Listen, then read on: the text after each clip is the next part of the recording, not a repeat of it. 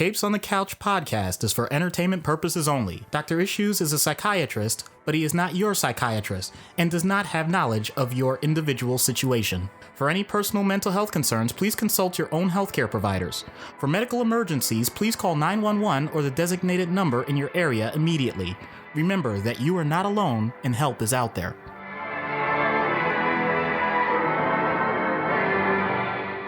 Hello and welcome to Capes on the Couch, where comics get counseling. I'm Anthony Sitko. And I'm Dr. Issues. Welcome to Season 7. This is issue 143, Jessica Drew, Spider-Woman, as selected by our present-level patron, Ruby. But before we do that, we got quite a bit of housekeeping. First off, welcome back to not just to Doc, but to all of you who stuck with us through the little winter break, the seasonal hiatus, as it were.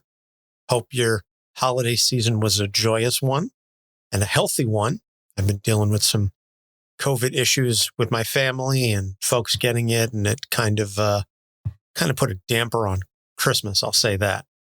And I've been having some COVID/personal issues with work. I'm not going to go into details, but let me say that they do practice what they preach. They recognize that I needed a little bit of a break, and they granted me that. Yeah, you've definitely been burning the candle at multiple ends. And so this is kind of cathartic for both of us to get back into the swing of things and do this and reconnect with all of you because, you know, yes, this show can be a little hectic at times and can certainly be a source of stress, but it also definitely is relaxing for us and recharging in many ways. So it feels good to have something like this to come back to in the midst of everything else going on in the world.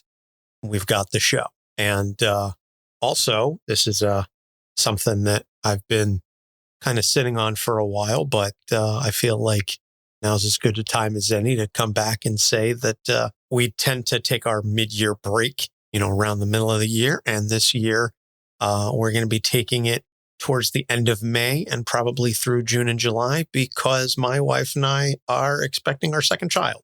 Yay! So, woohoo! We're going to be having a little girl. So very excited about that. Her name is going to be Leia. Yes, as in Princess Leia. I still can't believe like it's happening and that she's going to be here and we're going to, Did I tell you name her Leia like that's. Yeah. Did I tell you that she was going to be coming early though? I've already foreseen this because May the 4th be with you. Well, if that happens, she'll be a couple weeks early. She's due late May. So. And I swear, if she has the same birthday as you, that's just going to be special. That is going to be special. That'll be, as it is already, she's going to be a wonderfully belated 40th birthday gift to me. So very much looking forward to that. So we'll have pictures and stuff like that on the Instagram, perhaps. I already made the announcement in the Discord to people. So speaking of the Instagram, we're going to be having a giveaway soon. For those of you who are listening back in October, November, we did an interview with the writers of Pocus Hocus, Will and Alan. And at the time they were doing the Kickstarter for issue number 2. And so at some point this month, very soon, I believe, the Kickstarter for issue 3 is going to kick off. So we're going to have Will and Alan back for a short chat. That'll be kind of like a bonus episode. And, but we're going to be doing a giveaway on Instagram because we have a couple extra copies of issues 1 and 2.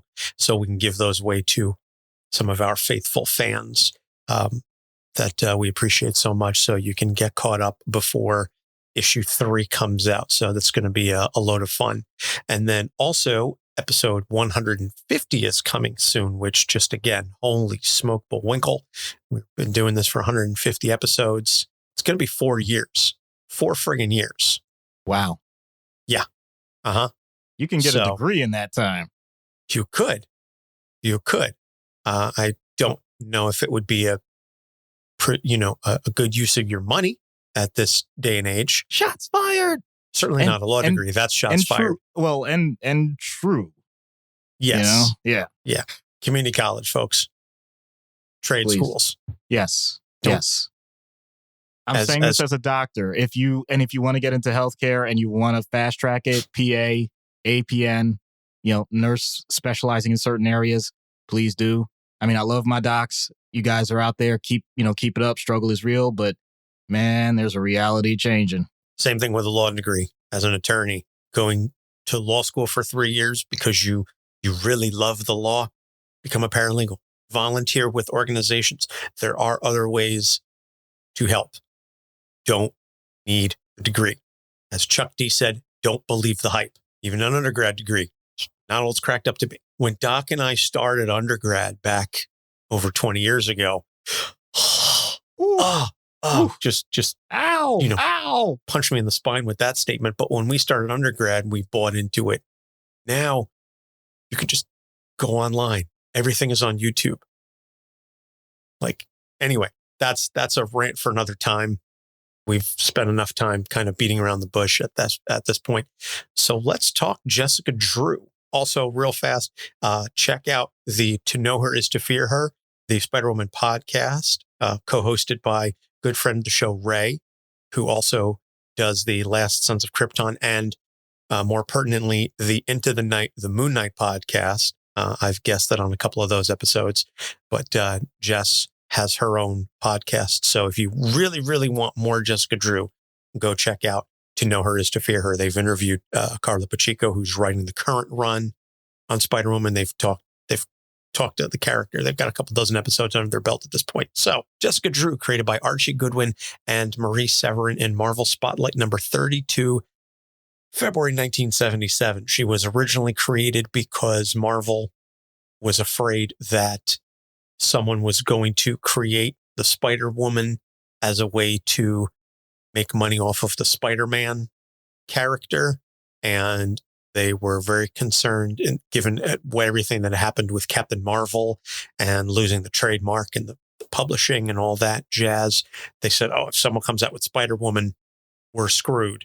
So we'll create Spider-Woman. And then this way we own the trademark. Very similar thing happened with She-Hulk, but that's another story. So in her first appearance, she was a spider who evolved into a human. There's a very basic one-off story. And then that was later retconned. So then her origin is that when she was young, she became sick and her father injected her with an experimental dose of irradiated spider's blood and put her in a chamber to incubate. But while she was in there, her mother died and her father left. She spent decades in the chamber, but only came out aged to 17 years old. Hashtag because comics. Hashtag because comics. Right. So are you saying her father left, her mother died, and she grew up buck wild? Okay, I'll stop. I don't. Is That's that a Hamilton reference? Oh my gosh. Sorry. That's in Helpless. I don't have the show committed to memory to the extent that you do. Anyway, so then that origin was later altered. So it turns out her mother was hit with a beam of radiation with the DNA of several varieties of spiders while she was pregnant with Jess, and her parents were working with /for HYDRA as scientists. So she leaves Wundagore, which is where she had been raised, and she's captured by HYDRA, who train her as a spy to assassinate Nick Fury. She accidentally kills her handler, at which point she discovers the truth and defects, becoming a S.H.I.E.L.D. agent.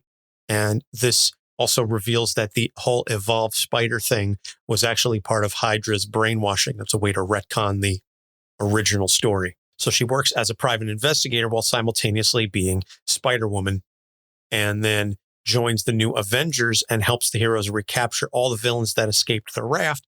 And it's later revealed that this was actually Skrull Queen Vernake in disguise, which led to the secret invasion. Jessica Drew / Vernake plays a pivotal role in that story. So go check that out. That's a really cool story.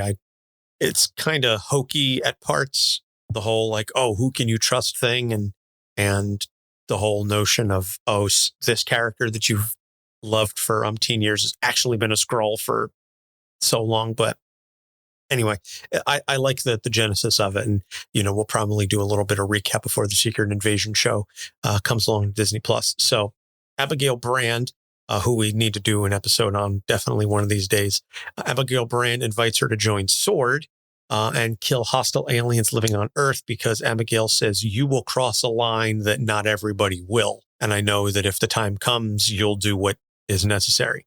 So she played a major part in the Spider-Verse owing to her spider powers.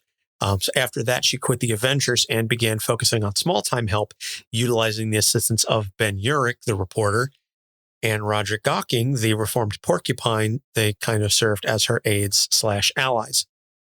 And then in one of the more recent runs, the second to last volume, she gave birth using artificial insemination from an anonymous donor, and her son Jerry inherited her abilities. Jerry is a reference to Jerry Drew, who was a character in MC2, which was a spin-off universe largely focused on Mayday Parker, the daughter of Peter Parker and Mary Jane, which is cool stories. And, maybe one of these days we'll get into the MC2 universe. But so there, Jerry was one of Mayday's classmates. And then it's revealed that his mother was Jessica Drew and da-da-da-da. So it's a whole thing. So the name Jerry sort of is a little bit of a reference to that MC2 story. So now getting into the issues, and the first question that Ruby has, well,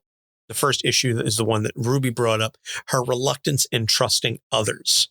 And we're going to dovetail and sort of come full circle with issue 3, but this is really a big thing. And for season 7, we're going to kind of discuss these characters with themes. And so the theme for Jess is the walls that she puts up that she can climb using her spider powers, but next to nobody else can. All right. Well, it's very simple that when from birth you don't get the opportunity to know what trust is, you're going to have to wing it. And you usually rely on your parents for that. We've established they weren't really around in the way that you would expect. Okay, then who are the surrogates? Oh, someone that's training her to kill. All right, that's gonna go well. Clearly it didn't. All right, what about peers? Well, she was intentionally isolated a lot of the time, so that kind of goes down pretty badly for a while. And where does it develop? Because the whole point is there's no such thing as not having any trust. You have to have something. And it comes with the target that she's supposed to kill. It comes from people that, in theory, she's been indoctrinated are her adversaries. What I'm getting at is sometimes direct evidence of behavior is more powerful than what people tell you, especially if they didn't have that initial bond in the first place, or the person has had to use their own survival techniques to last up until that point. In other words, the reason why she would even go that route is not just the idea that, oh, they're so different than what I know. It's because what I know so far has been a failure. So once you see any glimpse of success, you're going to gravitate towards it. That's the good part. The bad part is all the stuff that happens before that doesn't get erased. And so you're going to continue to carry that. And in all honesty, we usually carry those things pretty much for the rest of our lives. It's just a matter of how we either dial it up or dial it down, depending on what's happening to us. Usually in situations of severe stress, we tend to dial back up I don't want to go so far as to say paranoia, but we dial up the defenses to say that I'm going to have to rely more on myself because everything around me seems to be a threat. As opposed to when things are going well, many people sometimes even overshoot the mark and then say, well, because now things are going well, because of recency bias, I'm going to think they're going to continue to go well indefinitely. And therefore, the people that are around at that time, I can certainly trust no matter what. She doesn't do that, but I'm just giving that as an example for a wider range of people. All of this to say that there's no such thing as perfect trust. And that's going to come as a shock to people because I trust Anthony. I trust my wife. I trust very close people in my life. And I'm not saying it as an insult that I can never say it's 100%. It's not because they're doing anything wrong. It's because I know I'm fallible. I know they're fallible. And I know there's going to be some sort of mismatch. It might be 1% or 2%. And that's okay. It doesn't have to be 100%. And it doesn't have to be 100% all the time. Having said that, someone like Jessica, the question is, how low does the percentage drop? And with her, she's shown it can drop precipitously and may not bounce back that quickly. Yeah. Trust is very, very difficult to gain and incredibly easy to break. And so I would argue that it's probably one of the most valuable things in the world because of that. I don't really think I'm going to get a lot of pushback on it, but it just stands to reason that because of how difficult it is to obtain and how easy it is to lose, that gives it that incredible value. And she does have friends. I mean, Carol Danvers is definitely one of them, one of those people. We see that in the later runs where, especially after Jerry's born, when she's looking for assistance, she's looking, to people to say, hey, help me out with this. It's funny, when I was doing a lot of research for this, I feel like, and I may be completely off base here, but I feel like Jessica Jones was created because they didn't want to do that kind of story with Jessica Drew. So Bendis was like, well, I'll just create a brand new character then. And PI, not really trusting, good friends with Carol. There are definitely, didn't really ask for the powers, isn't big on being a hero. So Jessica Jones takes it in a much darker place than Jessica Drew, but there are definite similarities. And I'm sure there's an article somewhere on, CBR or Screen Rant or something like that. That's gonna, the top 7 comparisons between Jessica Jones and Jessica Drew, whatever. Anybody got time for that? So the second issue, and this is something we don't see a lot now, but was a big thing in the aftermath of Secret Invasion, constantly having to reassure people that she's not Vernake. So you want to talk about trust, you want to talk about the walls. Now it's not a situation where she's putting up the walls to other people. It's other people don't want to trust her because of everything that happened with the Skrulls. So now the tables have turned. She goes from being the person who doesn't trust anybody to now being the person that no one trusts. And that can do a number on you as well. Absolutely. I'm thinking of any number of people. The first example that came to mind was a patient who went to jail, did some bad things, not excusing that, but the point is did their time, now released, no parole, no probation, like just fully released. But where they were located, they felt they had to have some sense of connection. And by connection, I mean protection. And they did something that most people wouldn't recommend, and they got a swastika on their body. That is the type of thing that the second a person sees, usually you run the other way, or you want to fight them, depending on what your proclivity is. But either way, you're marked. Now imagine, like I said, you were doing it because it put the bill and you stayed alive, but not to exaggerate, but I think it's the case, like your life could potentially be way more difficult now.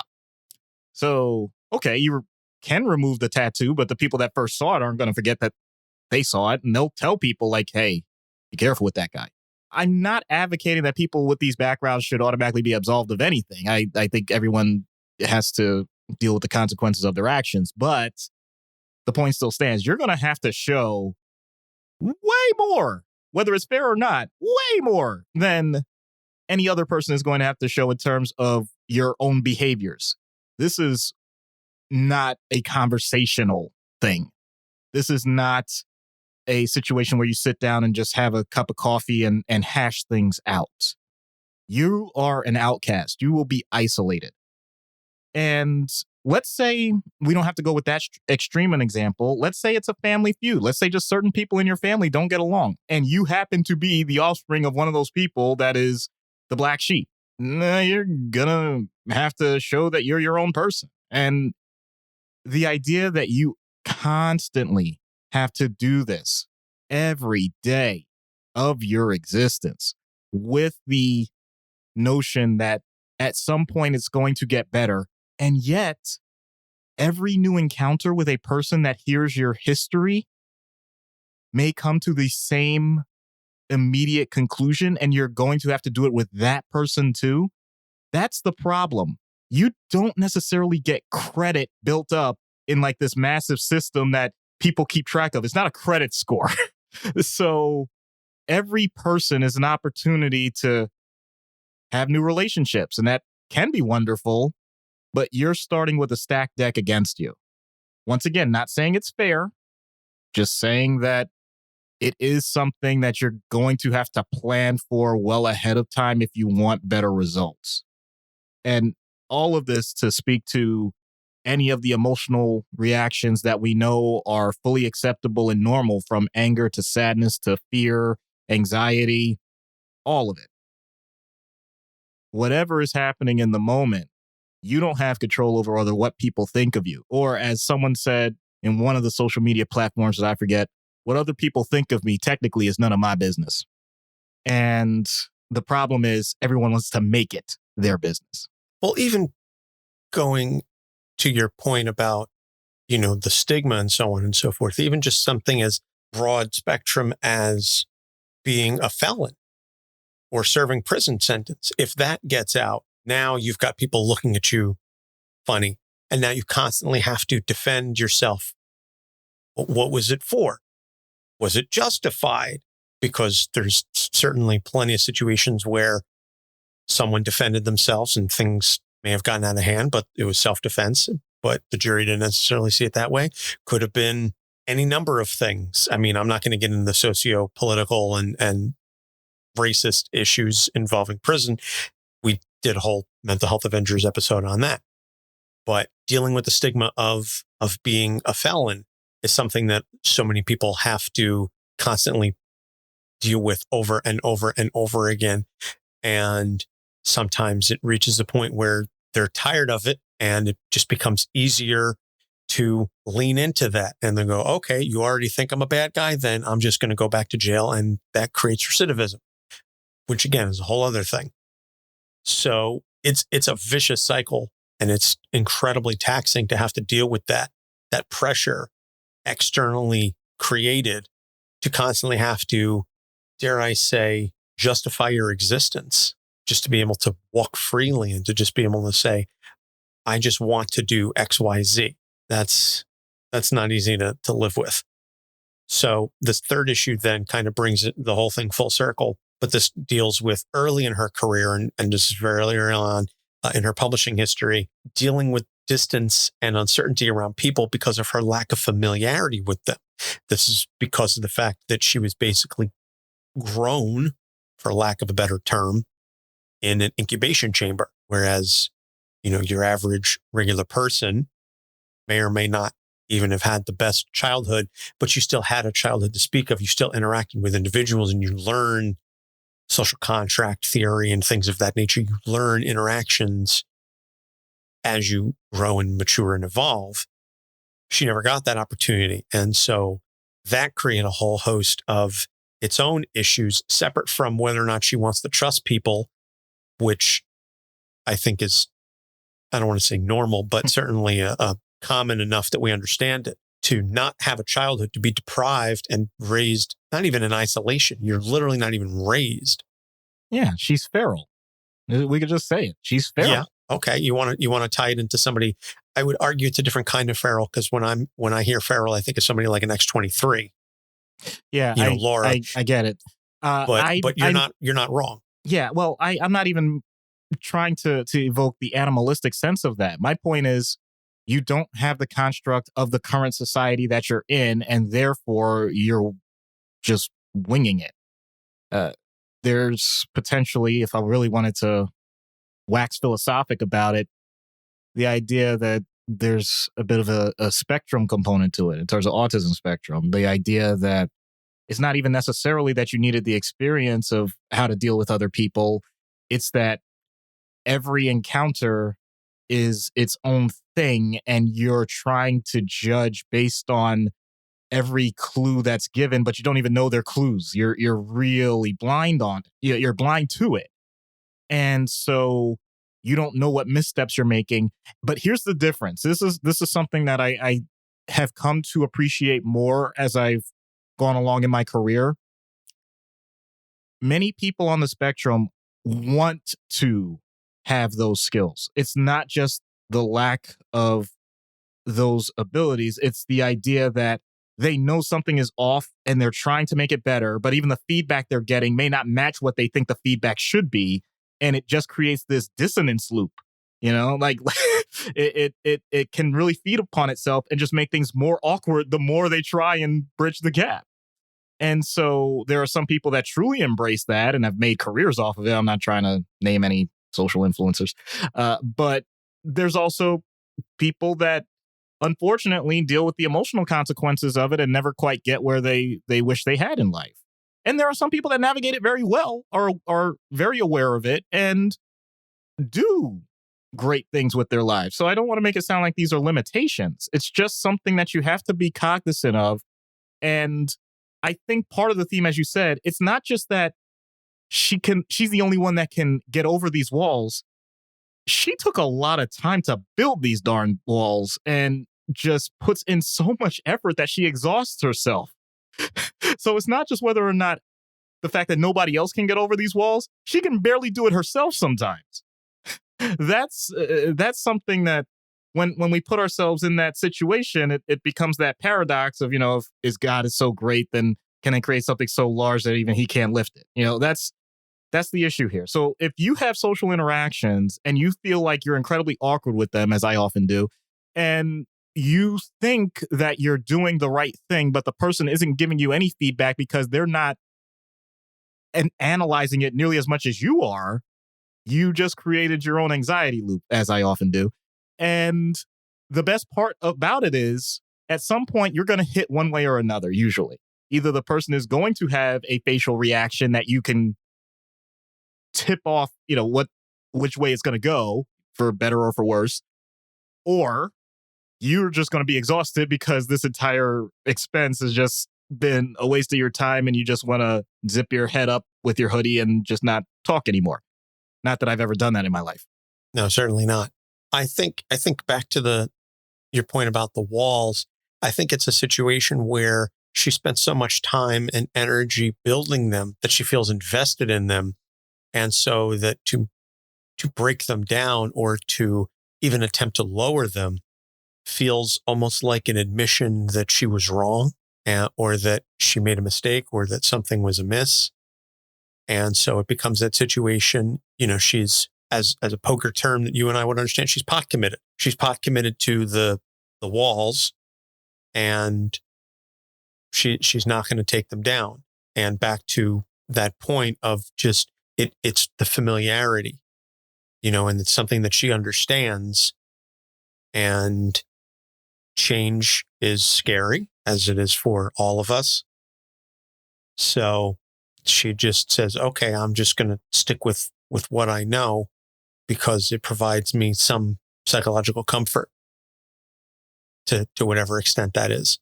So yeah, there's a lot there. And on a side note, I did look up while you were speaking that Bendis did initially plan on using Jessica Drew in Alias. And then he said, I just ended up doing its own thing, he said, and it came out better anyway. So I was right there. Nice.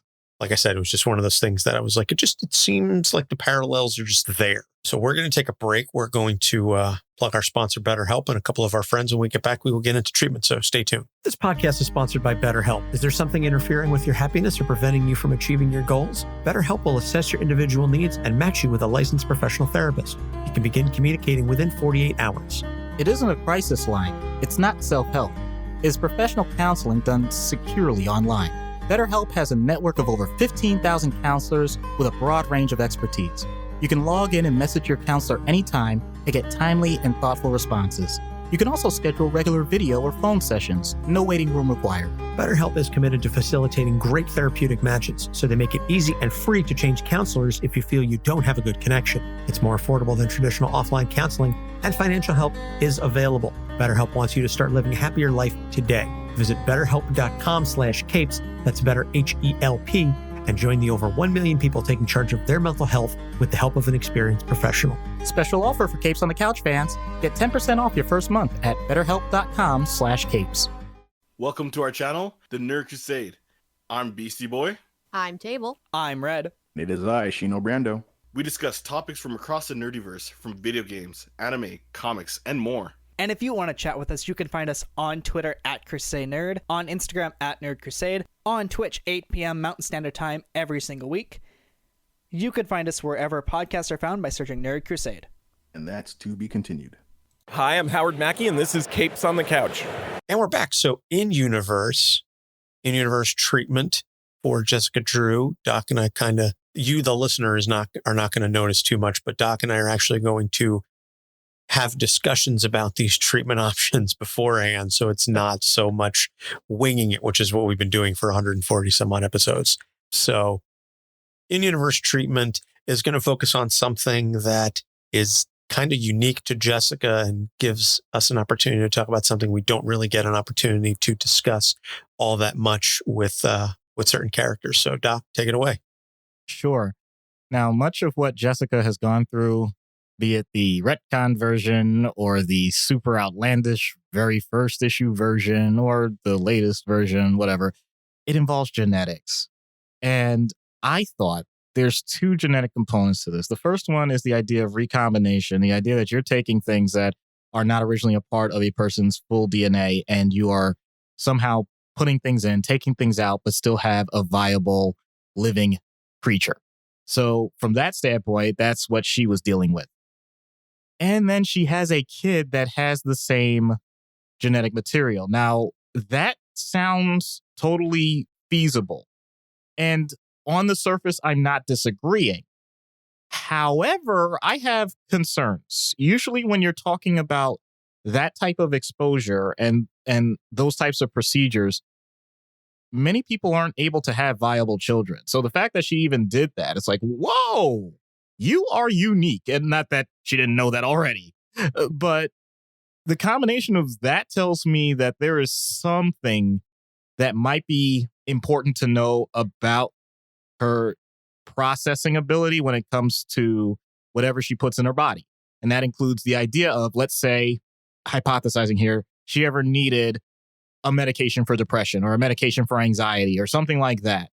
For all I know, she may burn through this like it's absolutely nothing. And she needs monstrous doses of medication. Or she may be super sensitive to it and reject it and have a horrible reaction and be allergic. I don't know. But the point is, I would like to do some form of like Marvel genetic panel.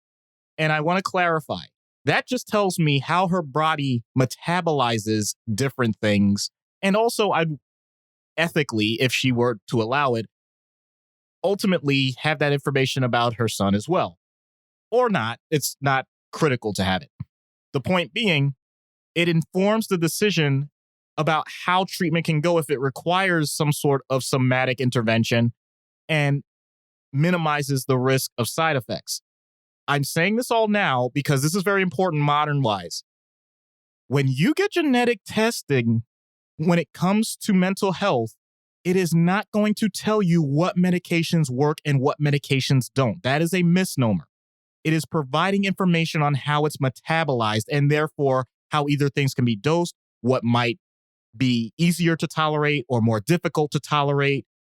So that's what the information is. Do not get it twisted, please.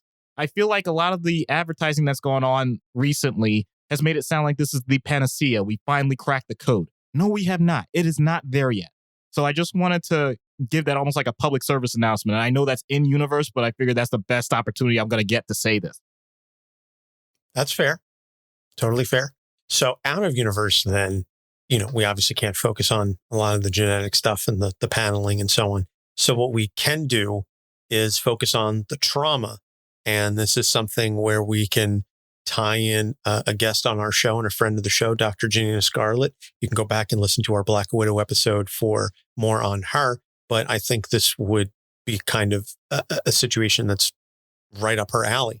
I mean, you're talking about exposure to radiation at an incredibly young age and significant traumatic events that lead to anxiety. I mean, it's a very common thing. And that's not just to Dr. Scarlet. That's to anyone that's ever had a situation where the first time something goes wrong, they think to their worst time or a previous example of how something can be just spiraling downhill. And if you have that type of negativistic thinking, then you're usually going to want someone to kind of give you some guideposts. And I'm not stealing her thunder. I'm saying you can read her books and find out more about superhero therapy because it's an amazing thing.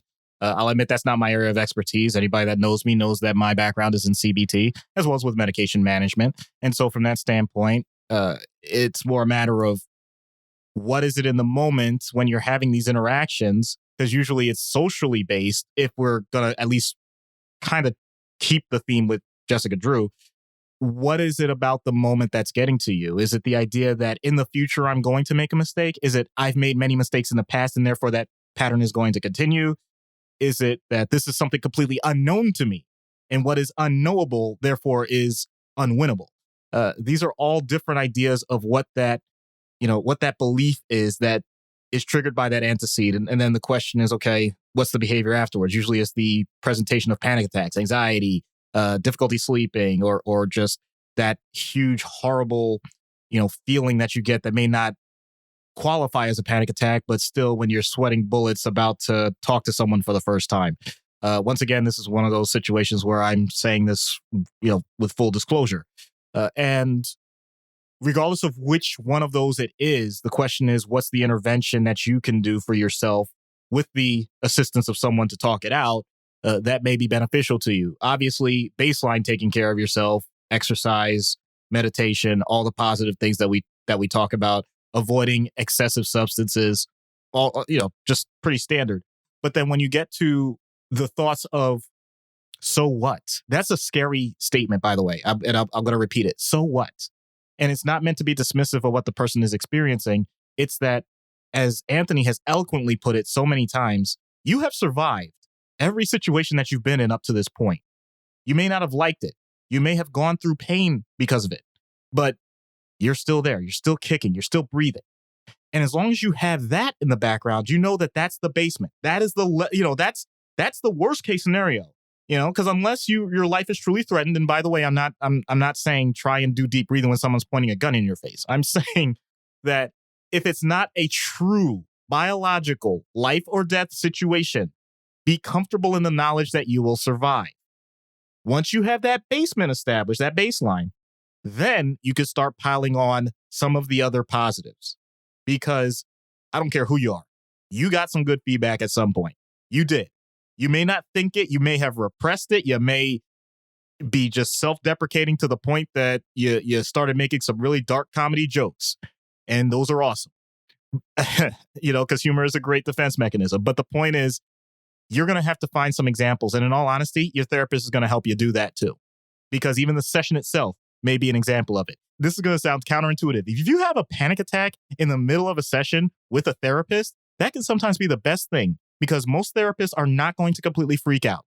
They're going to offer you what's available, but also say to you, and as we're in this moment, what is the worst thing that's going to happen? And when the panic attack subsides, they're going to congratulate you because you have just demonstrated for yourself that in front of a human being, in front of a stranger, you were able to survive it. And you're able to still talk, you're able to still walk, you're able to do all the things, unless, you have your limitations, that's fine. But the point stands, you are able to do the things you were able to do before the anxiety kicked in, before the depression kicked in, before the panic attack kicked in. That's the point. I hope and pray that you don't go through it because no one has to go through panic attacks. But if you do, please recognize that that's an opportunity for growth, not a setback. Amen. Every situation like that is an opportunity, as you said, for growth. You win or you learn, that kind of mentality. And if you focus on that and you say, okay, yes, this isn't ideal, but what can I learn from this? I think you'll be better equipped because it will give you a better perspective on things. That I talk all the time about perspective, that you need experience for the perspective. And that's why we give teenagers a lot of flack over things and being dramatic and blowing things out of proportion. But that's because we're coming at it from the point of view of adults who have lived, twice, 3, 4 times the life that they have. And so we understand on the broad spectrum of things that it's, that it's just a wave in the ocean. To them, it's a tsunami. It's all about the perspective. So to this point, I would say that if you undergo something like this, if you're having that kind of that panic attack, that traumatic response, that you be mindful of it. And yes, you're going to experience it. And it's absolutely going to suck in the moment. No question about it.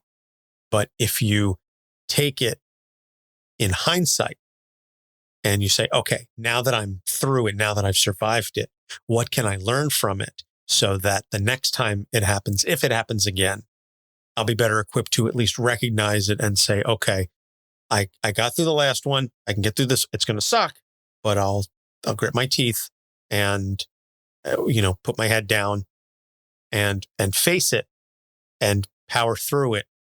And then I'll come out on the other side and I will use it as fuel to better myself. I think that it's about reframing. And going back to the Instagram account, we're going to be working with Superpower Toolkit to talk about, reframing things. So go and check us out on Instagram and check out the post about the Green Lantern. But it's about reframing things to offer you a better perspective. So that's something that Jessica or any real person undergoing or who has undergone trauma like this can certainly benefit from is just reframing and taking it and working it to better suit a better version of your story. You could be the villain of your own story. You could be the hero of your own story. It all depends on how you frame it. So with all that being said, we're going to get some help from our friend Jess over at Girls Talk Comics and see what happens when we get Jessica Drew on Dr. Issues' couch. Hello, Jessica. I'm Dr. Issues. What's up, Doc? Hardy har har. Never heard that one before. Sorry, I had to get that out. Understood. Bad jokes are hard to let go. So what can I help you untangle in your psyche? Touché. Sorry. My son, Jerry, my son, kept me up late last night, and I'm trying my hardest to get my 3 functioning neurons to cooperate. Do you have any kids? Sure do. I remember those nights. Never enough coffee. If I could walk around with a permanent IV drip of espresso, it wouldn't be enough some days. Why'd we do that to ourselves? It's biologically driven because kids are cute meat blobs that would die without us. Yeah, they are adorable little parasites, aren't they?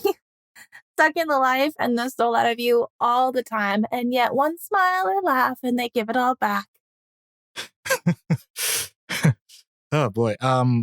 Before this gets too dark, we really should talk about how caring for a child is truly affecting you.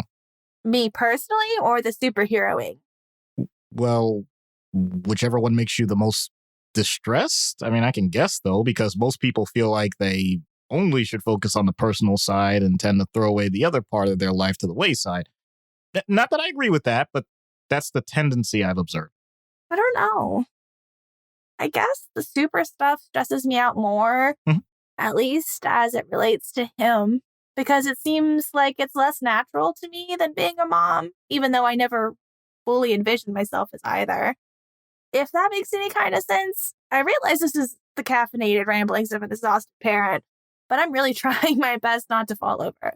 Mommy brain, and daddy brain for that matter, are a real thing. You're making sense. Okay, good. It's just, I wasn't really raised per se. I was incubated. Relating to people never really came easy for me. Certainly didn't have any great parental figures to speak of unless you count Bova. And I don't know any normal human who were raised by a humanoid cow. So when I decided to have Jerry, it was like finishing a puzzle where I didn't realize I was missing any pieces. Every day with him has been a joy. Then let's say you're doing the best job you can with him. What's the problem with being a superhero? That was a moronic thing to ask, wasn't it? Not the dumbest question I've heard today. My partner had a complete misunderstanding about feeding Jerry today, and I had to explain that infants are not supposed to eat Lindor truffles. Anyway, to your point, it's more about the fact that I've had these powers and skill sets for a long time, and I still don't entirely feel comfortable with them. Having a kid on top of it, it feels like an uncomfortable suit that I can't take off. And if you crack a joke about my costume, I'll zap you so hard you'll wake up next week. I have no intentions of agitating you. The random mix of events that led you to your current life are not something to mock. Let's say from the start that there's no such thing as getting it all exactly right.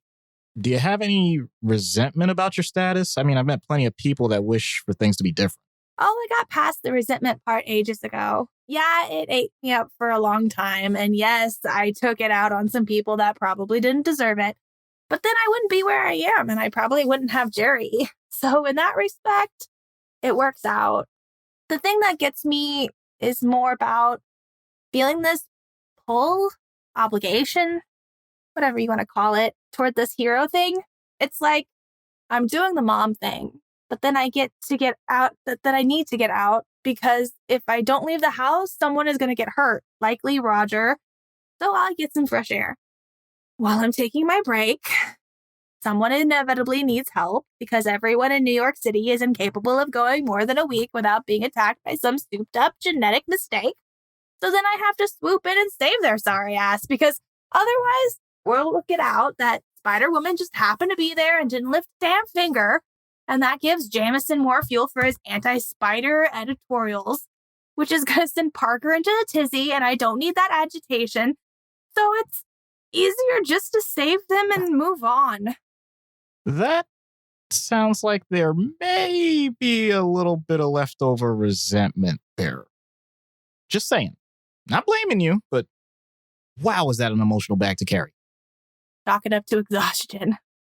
When you get this tired, anything's liable to come out of my mouth, but I guess I wasn't as adjusted about this as I thought. That's okay. At least you're aware of it now. I mean, I'm a pretty good sounding board, so free feel to blast away. Not literally. A bit of disclosure here, but I have a similar style to how I deal with exhaustion, no filter. But that makes me worry. Like, when do you recharge and how? You can't do it when you're crime fighting, and it can't be when you're taking care of Jerry, so... Carol's been clutch when I need a breather. And especially if we're out and something goes down, she's way better equipped to handle stuff than I am. So I sit back and let her wail away on the dude, and then we go on our merry way. Nice delegation. I like it. Need to do more of that myself. Thanks for the reminder. So what's your ideal balance? Brainstorm it. No ideas too crazy. Oh, boy. That's asking a lot for an already exhausted hamster upstairs, but I'll kick him in the ass and see what I can come up with. Damn it, hold on a second, it's Roger. I told him only to message me if it's an emergency and... All right, I gotta go. Everything okay? If by okay you mean my kid sparked an electrical fire that burned a hole through the kitchen wall and spread to my neighbor's place, then yeah, it's peachy keen. Sorry, Doc. We'll pick this up again next time, and maybe then I'll bring in a few extra neurons to make it an even half dozen, and we can have a real conversation. Thank you so much, Jessica, for your fantastic job. Jessica playing Jessica. You can check out Jessica, the Lieutenant of Literature, and her co-host Erin, the Master of Mediocrity, over at Girls Talk Comics. They talk comic books. They discuss topics with creators. They go into non-comic stuff. You can find them basically anywhere you find podcasts, and their website is girlstalkcomics.fireside.fm. So check them out. And of fun note, Erin is actually going to be our guest voice for next week's episode. So very much looking forward to that. Speaking of next week's episode, now that we are back full time, our upcoming episodes are Terra from the Teen Titans, Ben Grimm, The Thing, and Alex Summers, aka Havoc. So good cross section of characters there from Marvel and DC. And we've got some fun stuff coming up, as we said, for our 150th episode. As always, you can find all of our episodes on our website, capesonthecouch.com, basically wherever you find podcasts. And if you listen to us on a platform that allows you to like, rate, and subscribe, be that Apple Podcasts, Podchaser, now Spotify has rating systems. Please leave us a rating and review, and we will go ahead and read those out on the show. Like this one that we got from Kathy Katie. The 5 stars. Love. This podcast has given me a love and understanding of comic book characters that I never believed I had. The way the discussion is led and broken down at times is truly amazing. As someone who is going into the mental health field and as someone who loves comics, this podcast is perfect. And I'm so glad to have found it to aid me on my path into the mental health field. And I'm also glad I found individuals who love comics as much as me. Kathy, thank you so much. Your words are amazing. And if you're listening to this, which I hope you still are, send us an email at capesonthecouch@gmail.com with your address, and we'll make sure to send you a sticker as a way to say thank you. And that goes for anybody else. If you leave us a rating and review, we will get a sticker over to you because it's awesome and it's appreciated, and that helps us get in front of more eyeballs and ears. We are on Facebook, Instagram, and Twitter at Capes on the Couch. So feel free to give us a like and follow and subscribe there. As I said earlier, we're going to be doing some cool stuff with the Instagram account coming up for this cycle. So all that being said, Doc, do you have anything you want to add? I was grateful for being able to spend some time with Jessica. I really didn't have, that many expectations, but she drew her own conclusions. There he is, folks. He's back at it again and back on his bull. For Doc Issues, I'm Anthony Sitko. Thanks for listening. We'll see you next week. Capes on the Couch podcast is for entertainment purposes only. Dr. Issues is a psychiatrist, but he is not your psychiatrist and does not have knowledge of your individual situation. For any personal mental health concerns, please consult your own healthcare providers. For medical emergencies, please call 911 or the designated number in your area immediately. Remember that you are not alone and help is out there.